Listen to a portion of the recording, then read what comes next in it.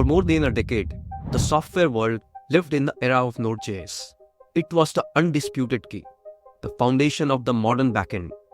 But with age came a baggage, a complex mess of slow package installs, clunky build steps, and performance that was just fine. Then, a new contender stepped into the ring.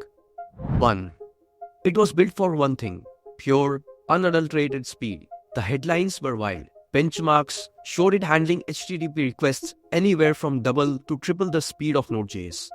Package installs that took ages were done in seconds. It felt like a revolution. But then, a funny thing happened. The old champ, Node.js, started to look a lot like its new rival. In what feels like a stunning act of corporate espionage, Node began adopting the very features that made Bun a star. This is the story of Node's billion-dollar Heist, and we are going to find out if the slower copy can even truly beat the original. To really get the Heist, you have to understand what was worth stealing. Bun wasn't just a little faster. It was a total rethink of what a JavaScript runtime could be.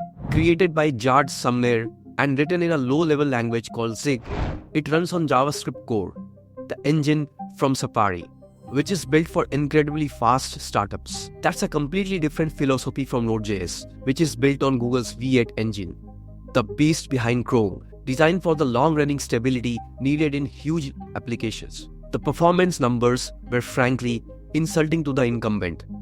Let's look at the evidence. In some HTTP throughput tests, Bun was clocking in at more than double or even triple the performance of Node.js. Then there was a developer experience, starting with the pain of npm install. For a big project with almost 2000 dependencies, a fresh install with npm could take a mind-numbing 28 minutes. With Bun, 47 seconds. This wasn't a small improvement. It was a generational leap.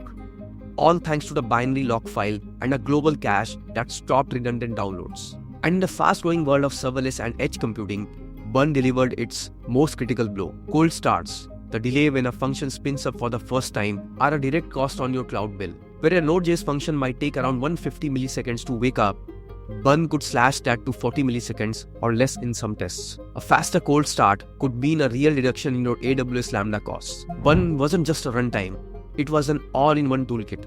A package manager, a test runner, and bundler, all baked into one tool. It could run TypeScript files right out of the box. No extra configuration needed. For developers drowning in config files for Webpack, Babel, and Jest, this was a breath of fresh air. Bun looked like the new king, the champion of speed and simplicity.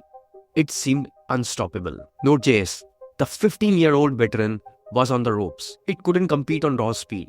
It couldn't compete on simple tooling. So, it did what any corner champion does. It adapted. It started copying the challenger's best moves. The first piece of evidence: the test runner. One of the Bun's biggest selling point was its built-in lightning-fast test runner. It was a massive quality of life win that made development feel more interactive. Then, almost as if on cue, Node.js introduced its own native test runner. And the syntax?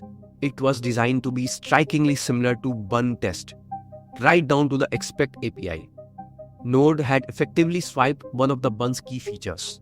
Next came the little thing that made Bun so nice to use. Bun had a hot flag for hot reloading, which reloads your code without killing the server. Soon after, a native watch mode became a stable feature in Node.js. Bun came with built-in support for web APIs like Fetch, something Node developers needed third-party packages for. Node.js version 18 finally added it. Built-in support for .env files, another convenience popularized by Bun that magically appeared in Node. It was like watching a corporate thriller unfold. Node.js saw Bun's speed, its developer experience, and its all-in-one approach, and it started to replicate the formula. It couldn't beat Bun at its own game. The underlying architectures are just too different. But it could blur the lines.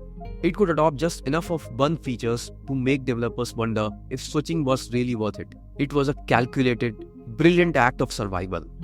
Node was playing the long game. So what does this all mean for you, the developer? Here in 2026, it seems like a clear-cut case, but the real verdict is way more complicated than you might think. Before we get to the final judgment, if you're finding this breakdown of the runtime wars useful, do me a favor and hit that subscribe button. We dig into the real-world impact of tech battles like this every week. So did the heist work? Did Node successfully steal Bun's thunder? The answer you are waiting for is, it completely depends on what you're building. Those flashy benchmarks you see everywhere are basically lab experiments. They are the hello world of performance testing. In the real world, your app isn't just serving an empty response. It's talking to databases, calling other APIs, and running complex logic. In many of those cases, the bottleneck isn't the JavaScript runtime. It's the network lag from your database query. A faster engine doesn't fix a traffic jam. In fact, a 2023 real-world test running a complex production system on both runtimes found no noticeable difference in performance. This is where Node.js plays its trump card. For over 15 years, Node has been battle-tested in millions of production apps. There's a library for everything. It's supported by every major monitoring platform. When something breaks at 3 a.m., you want the tool your whole team knows how to fix. For large, mature enterprise systems, stability is more valuable than raw speed.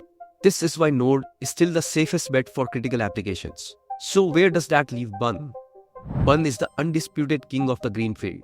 If you are starting a new project, especially a high-performance API, a microservice, or anything on the serverless edge, Bun is an incredible choice. Its near-zero startup time is a killer feature that directly improves user experience and lowers your cloud bills.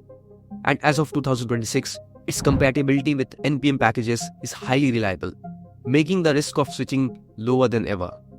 In fact, many teams are using a hybrid approach, using Bun in development for its amazing speed, but deploying the final app on Node.js for its proven stability. So what's the final takeaway from Node's big Heist? Node.js saw the feature in Bun and shrewdly copied the blueprints for a better developer experience. It absorbed the features that made Bun so attractive, the fast test runner, the native tooling, and folded them into its own, more stable platform. It couldn't steal Bun's engine, but it stole its momentum. Bun is still the faster, more elegant, and more modern tool built from the ground up for speed and simplicity. Node.js is a grizzled, reliable veteran that played the long game, betting that its massive, battle-hardened ecosystem was important to the enterprise than raw performance. And for now, that bet seems to be paying off. Node isn't bad. Here in 2026, it feels a bit like a manual typewriter in a world of digital keyboards. The choice isn't just which one is faster anymore. The real question is about your priorities. In 2026, do you go with the ecosystem maturity and proven reliability of Node.js, or do you bet on the raw speed and amazing developer experience of Bun? Let me know in the comments which one you are picking for your next project and why. Give us a thumbs up if you like this video. Subscribe to our channel, as we'll see you soon in the next one. Till then, peace out.